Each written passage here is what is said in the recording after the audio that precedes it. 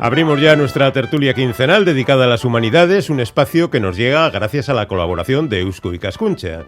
Quienes han nacido o vivido en contacto directo con ella saben que la Tierra es un organismo complejo donde el bosque, el suelo fértil y el agua que discurre por los valles forman una unidad, de tal modo que alterar una de sus partes puede afectar a la totalidad. El haber ignorado este principio para convertir la Tierra en objeto de explotación económica es una de las principales causas de la degradación del medio natural. Este es el punto de partida de un libro muy interesante que reflexiona sobre los paisajes y su razón de ser, su gestión y los usos de vegetación en las culturas tradicionales. Un caudal de conocimientos vastos, ricos y ancestrales que deberían servirnos de base para una relación con el medio desde una perspectiva menos utilitarista y más sensible. Un libro que ha sido escrito por nuestro invitado de hoy, del que nos da más datos ya nuestro querido Juan Aguirre. Arratsaldeon, Juan. Arratsaldeon, Félix, Quique, muy buenas tardes. El libro que acabas de presentar se titula La memoria del paisaje, pasado y futuro de un patrimonio común, y lo ha editado una editorial pequeña e independiente de Bilbao que hace las cosas francamente bien, que se titula Libros del Jata. Y su autor es Ignacio Abellamina, que es nuestro invitado hoy. Le saludamos ya. Arratsaldeon, Ignacio. Hola, buenas tardes. ¿Qué tal? Ignacio Abellamina, vitoriano, naturalista y escritor, lleva bastantes años trabajando sobre etnobotánica y etnografía en Euskal Herria y Asturias y en otras regiones europeas también, y es autor de bastantes libros, muchos sobre la madera, sobre el mundo del bosque, sobre la cultura del árbol. Hace poco sacó uno, por ejemplo, sobre los árboles de Junta y Concejo, esos árboles debajo de los cuales se celebraban los bacharres, ¿verdad? Y ahora la memoria del paisaje, del que, si os parece, vamos a charlar un rato. Vale, pues perfecto. Ahora parece que se ha puesto de moda también la madera, porque hay un libro de gran éxito, La historia de la madera, y hay varios autores reivindicando y recordando el Walden de Toro, ¿no? Pero bueno, este libro que nos trae hoy Juan Aguirre, es decir, el libro de Ignacio Abellamina, nos ayuda a leer nuestros paisajes rurales como producto de la interacción entre naturaleza y el ser humano. Nos percatamos así de que la naturaleza es una parte viva de la historia que ha evolucionado con nosotros a lo largo del tiempo. Sabido esto, pues, Ignacio, ¿no es algo ingenuo creer que existen paisajes puramente naturales que deben permanecer intactos? Sí, sobre todo en el mundo europeo, donde el impacto del ser humano ha sido tan grande en la naturaleza, en lo silvestre, apenas nos queda algo silvestre, apenas nos queda naturaleza primigenia, podríamos decir, ¿no? No es como en, yo que sé, en las selvas o en otros lugares donde sí que podemos hablar de bosques primarios y otras realidades, ¿no?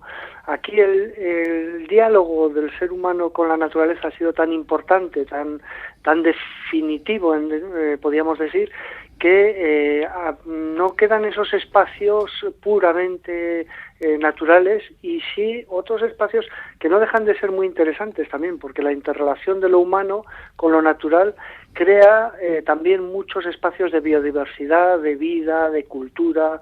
Entonces, bueno, yo creo que no es tan este paso que muchas veces damos de preservar estrictamente lo silvestre no tiene tanto sentido como en otros lugares, quizá aquí, ¿no?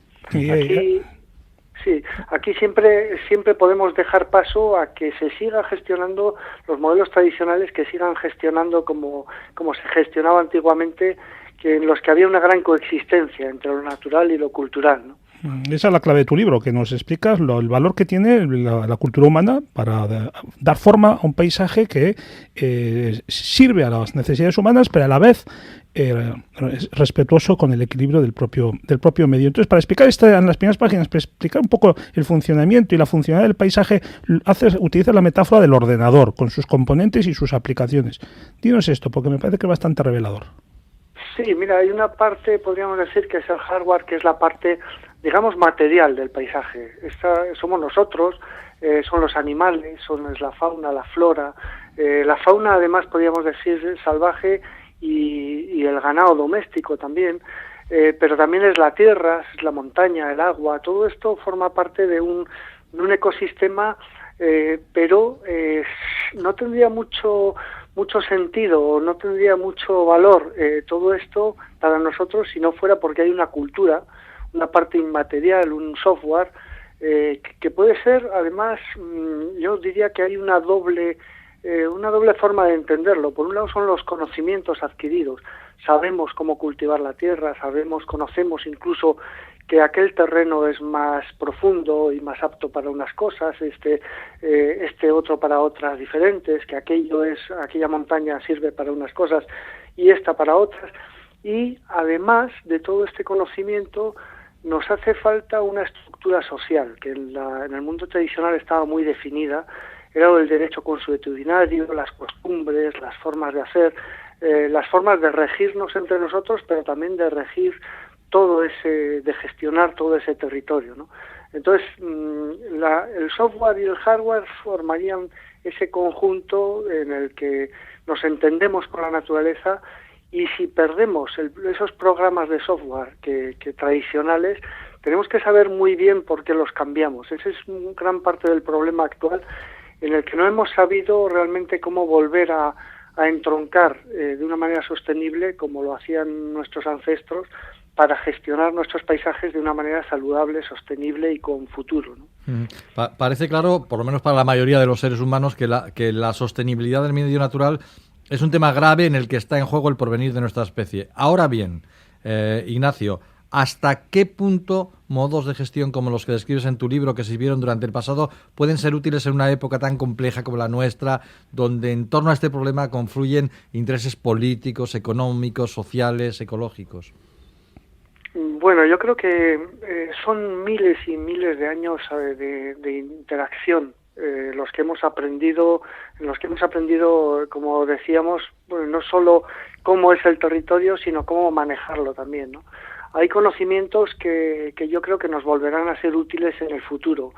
Y claro, el problema más bien es que hemos abandonado el paisaje muchas veces porque estamos explotando globalmente un planeta gracias al petróleo y otros y esta interacción global que hacemos con este planeta, pues estamos explotándolo de manera que estamos trayendo cosas pues más baratas, pues pueden ser materias primas o pueden ser materias elaboradas, traemos cosas de otros lugares y abandonamos el propio paisaje creyendo que esto lo podemos hacer siempre, ¿no? La realidad es otra, la realidad es que es insostenible estar siempre funcionando en base a lo externo, y el paisaje local debemos manejarlo más o menos sosteniblemente pues en el futuro, en un futuro inmediato, ¿no?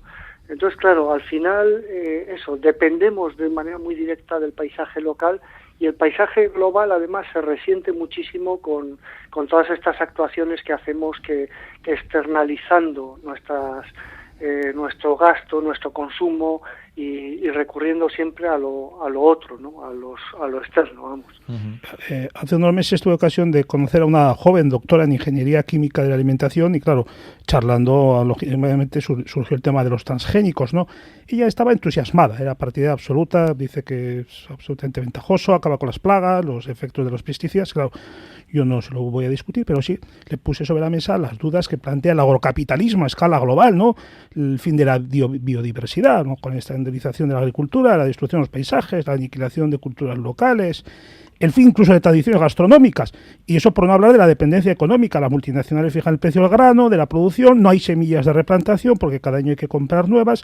Bueno, la respuesta de esta doctora fue, bien, eso es muy interesante, pero son análisis que a nosotros como científicos no nos atañen. A mí me dejó un poco perplejo y me di cuenta el desastre que supone el no reunir junto con la ciencia el estudio de las humanidades. Sí, claro, es que antes que científicos, que paisanos, que ciudadanos, que lo que sea, somos humanos. Entonces, todo lo que ocurra en este planeta, y somos habitantes de este planeta, todo lo que ocurra aquí nos atañe. Decir lo contrario, me parece de una inconsciencia terrible, ¿no? Mira, te pongo un simple ejemplo. Cuando llegó la plaga de la grafiosis que arrasó con todos los olmos de Europa, nos dimos cuenta de que, claro, había solo prácticamente un clon o muy pocos clones de todos esos olmos que teníamos que formaban parte de un enorme patrimonio arbóreo de Europa, pues venían de una sola cepa, de una sola casta prácticamente, ¿no? Eso hace que sea terriblemente que en definitiva no haya diversidad genética, no haya capacidad de reacción de diferentes genes para combatir esa plaga. Esto está sucediendo ahora mismo con, pues, por ejemplo, con el maíz transgénico, ¿no? El hecho de que solo haya una especie, una variedad, mejor dicho, de maíz, nos hace vulnerables terriblemente a una plaga que venga de pronto y ataque esa variedad en concreto, ¿no? Pero es que además, sobre todo, lo más grave es que nos hace muy vulnerables a la compañía única que tiene la patente de esa variedad en concreto, ¿no? De manera que ellos van a fijar los precios, van a imponer primero con unos precios muy baratos, pero cada vez más con precios más altos, van a imponer su variedad y los consumidores nos vamos a quedar y los productores al albur de lo que decidan esas compañías que al final se han hecho con todo el mercado y han acabado con esa diversidad genética mediante prácticas, que muchas veces son muy dudosas, ¿no? En cuanto a la ética, que hacen, un estudio de mercado y luego unas prácticas sobre el mercado que tratan de acabar con toda la competencia de la enorme diversidad, por ejemplo, de especies y variedades de maíz que había en este planeta, ¿no? Entonces, es peligrosísimo esta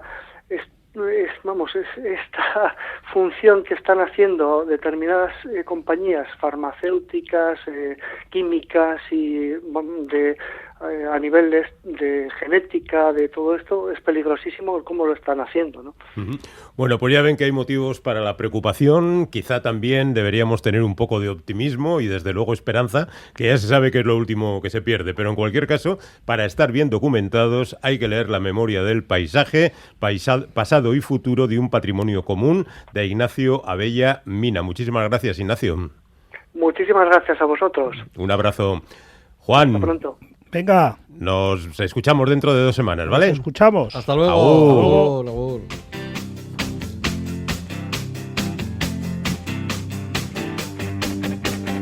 Up and down, in and out, a lifetime